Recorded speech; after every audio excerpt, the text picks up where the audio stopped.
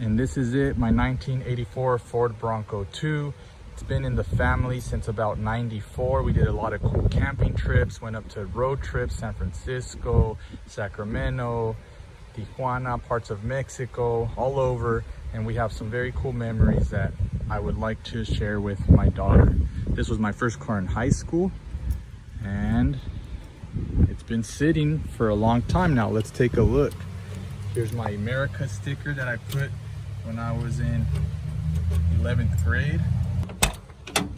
Ooh, man, it's gonna need a lot of work.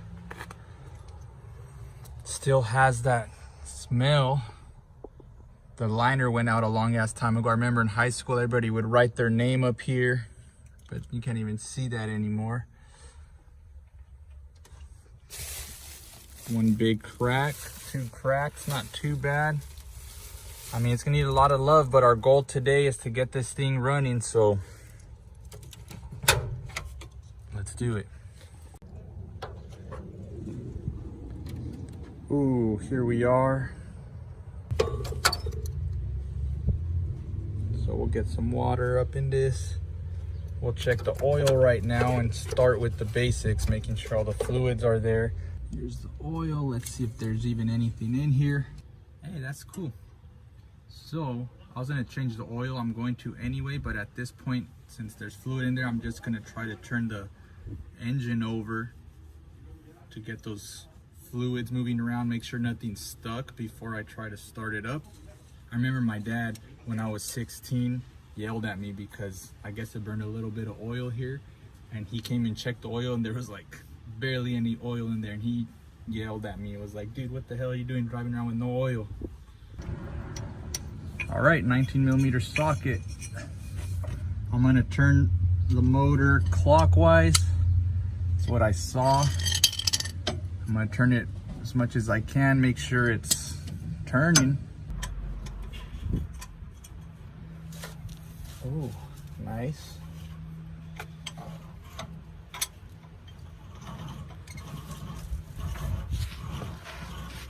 All right. I mean, I'm not sure how stiff it's supposed to feel, but I'm not feeling any like resistance. It's getting a little bit smoother the more I turn. Very good. I don't hear any crazy sounds or nothing. It's getting a little bit smoother. All right, so the battery's hooked up, has oil, has water, the motor turned.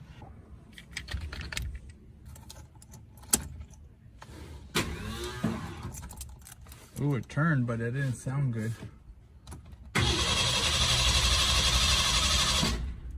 Ooh, that was a good sign. I'm gonna get some fuel in the carburetor, see if we could start getting some ignition, I don't even know what I'm saying, y'all, but that was cool. So let's just take it a step further.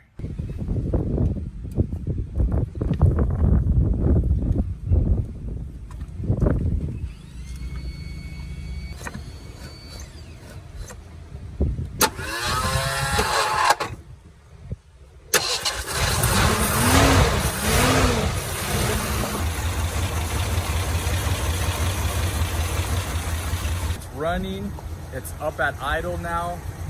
I don't have a tach, so I don't know what it's really idling at, but it sounds pretty good. No crazy clicking sounds, and hopefully we get this thing on the road very soon. Check it out.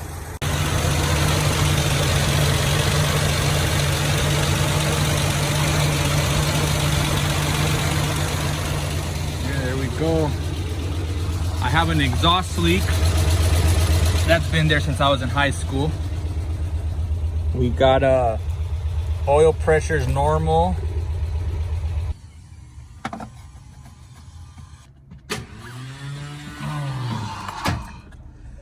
I'm gonna need that new starter. It keeps spinning here and there. But there we go.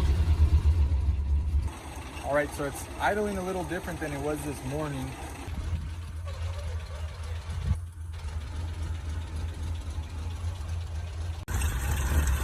Uh-oh. Got a fuel leak. I'm gonna go go turn this thing off right now because we got a pretty major fuel leak.